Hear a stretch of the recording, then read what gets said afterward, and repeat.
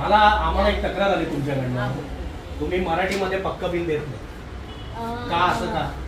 असं काय नाही, तसं काही मोठं हे नाही. मग द्यायला पाहिजे की नाही? हा, कधीपासून हे तुमचे नाही सांगत नाही माझ्या. ऐका ऐका ऐका, नसते ते तुम्ही स्वतःहून या एरियामध्ये, आपण जसं ज्या एरियामध्ये आहोत जिथे आपला व्यवसाय चालू आहे तिथे तुम्ही केलंच पाहिजे.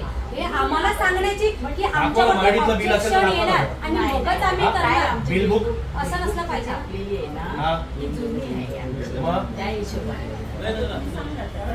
सांगा, तुम्हाला कळलं पाहिजे. तुम्ही महाराष्ट्रात जेव्हा व्यवसाय करता, ताई तुम्ही महाराष्ट्रात जेव्हा व्यवसाय करता तुम्ही मराठीत बिल दिलंच पाहिजे. तुमचे बोर्ड मराठीत पाहिजे.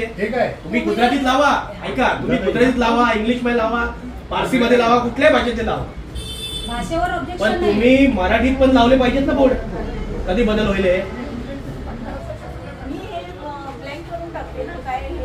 बाहेरचा बोर्ड पण मराठीत नाहीये. तुम्ही गुजराती हायलाइट पूर्ण मराठी पूर्ण केलेला आहे, दिसतच नाही.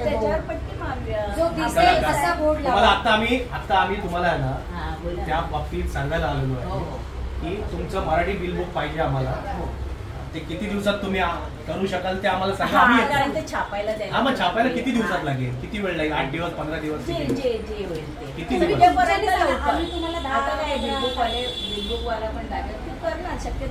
कारण मागे एक तुमच्याकडे महिला आली होती काही गोष्टी खरेदी करायला. तुम्ही डायरेक्ट स्पष्ट सांगितलं त्यांना की आम्ही मराठी बिल देणार नाही. आता काय आमचं पहिल्यापासून रायटिंग हे गुजराती आणि कोण मागितलं तर इंग्लिश मराठी असा लिहू शकतो, असं काय नाही. बिल का देत नाही? बिल का देत नाही? बिल का देत नाही? ते मराठीत पाहिजे. मराठी बिल का देत नाही तुम्ही? पण सांगा तर. असं काय हे मग तुम्ही महाराष्ट्रात धंदा करताय, मुंबईत धंदा करताय, जास्त त्याचं इथे येणारा क्राऊड फक्त गुजराती आहे का? नाही सगळे मराठी पण आहे ना? मी तुम्हाला सांगितलं आता सांगितलं. मग इथे येणारा क्राऊड मराठी पण आहे ना? तुम्ही मराठीत बिल नाहीच बोलता डायरेक्ट त्यांना.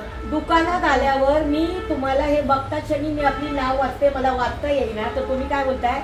मी समजवते, तुम्हाला समजवते. पण एखादी खरोखरच बोला ना अशिक्षित महिला असेल आणि तिला हवं आहे भरपूर आणि इथे वाचायलाच तुम्ही ठेवलेलं नाही मराठी, तिच्या बरोबर कोणी शिकलेले असेल तर तो वाचून तरी निदान घेईल ना.